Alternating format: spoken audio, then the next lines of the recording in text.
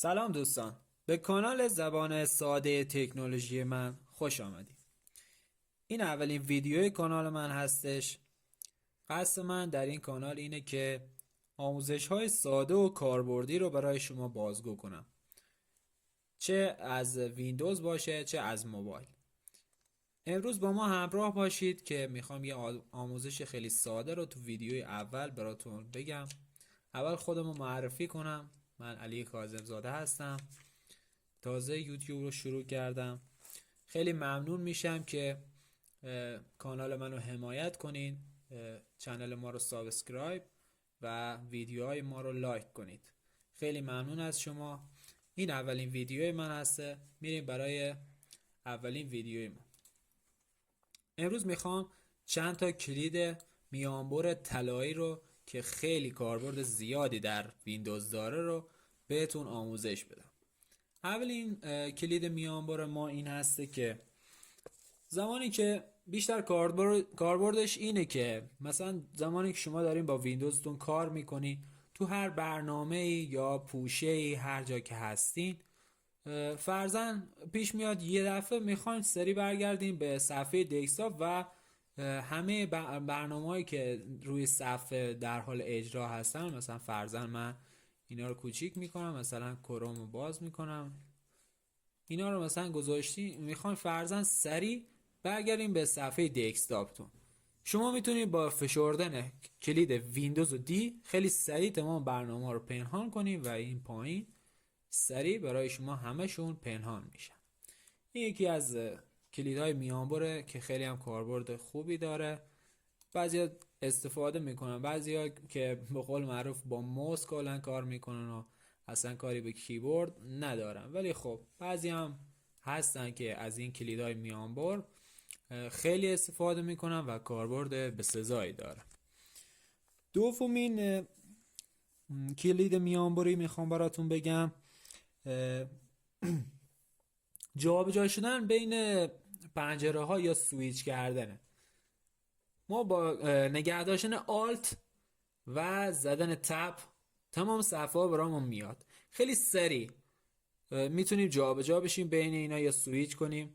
مثلا من الان میبینیم پنجره هایی که برای من بازه، همینجور که آلت رو نگه داشتم تپ رو که بزنم خیلی تند و سریع میتونم بین این پنجره ها جابجا بشم. مثلا الان میخوام رو پنجره گوگل کروم سویچ کنم، مثلا میزنم رو گوگل کروم و رهاش میکنم، خیلی سریع گوگل کروم برای من باز میشه. یا آلت رو نگه میدارم تپ رو میزنم، میخوام برم رو پوشه فیلم ها، رهاش میکنم و پوشه فیلم ها خیلی سریع برای من باز میشه. اینم از این که کلید میانبر بعدی که میخوام بهتون بگم زمانی کاربرد داره که فرضاً شما در یک مکان، مثلا محل کار، نمیدونم یه جایی هستین که مثلا حالا به قول معروف یه آدم فضول یا نمیدونم، حالا من اینجوری مثال میزنم، اینجوری که مثلا میخواین سیستمتون رو خاموش نکنین، بلند شین برین دستشویی یا یه کاری انجام بدین، آبی بخورین و برگردین دوباره به کارتون با سیستم انجام بدین. یه نفر اونجا هست که دوست ندارین بیا به سیستمتون دسترسی پیدا کنه.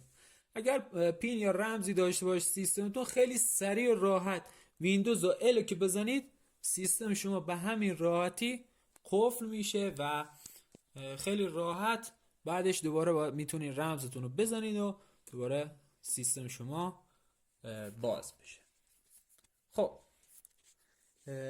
یکی دیگه از کلیدهای میانبر کاربردی که خیلی استفاده میشه، باز کردن تاسک منیجر برای دیدن اینکه مثلا سیستمتون چه برنامه‌هایی دارن ازش تغذیه میکنن یا از سی پی تون دارن استفاده میکنن.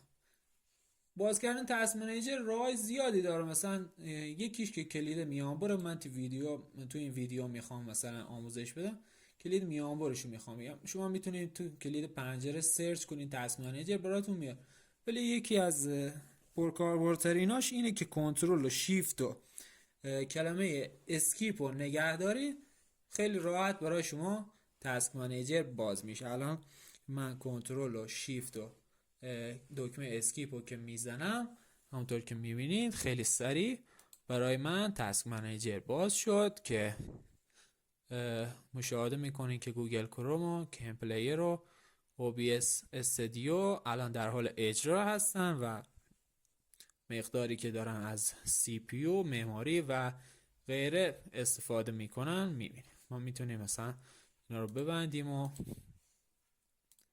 از این قبیل داستان.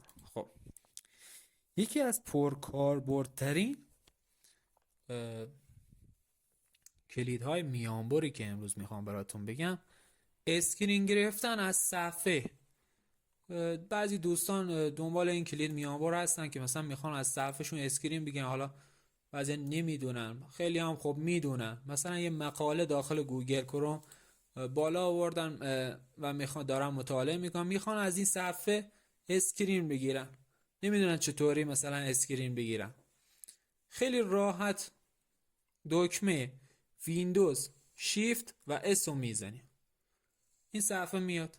ما میخوایم مثلا فول اسکرین برامون یه اسکرین میگه یا اصلا تو ابعاد ویندوز، مثلا فول اسکرین رو میزنم، فول اسکرین رو میزنی، خیلی راحت الان برای من این اسکرین رو گرفت. اگر هم میخوام ببینی این عکس کجا رفته، خیلی راحت میتونی وارد قسمت پیکچرز، قسمت اسکرین شات و اینجا همونطور که میبینید اسکرین شات رو برای ما گرفته و از صفحه گوگل کروم. خب دوستانی که مثلا میخوان اسکرین شات از یک مقاله یا هر چیز دیگه بگیرن، این دکمه خیلی برایشون میتونه کاربردی باشه. ممنونم که تا اینجای ویدیو همراه ما بودید.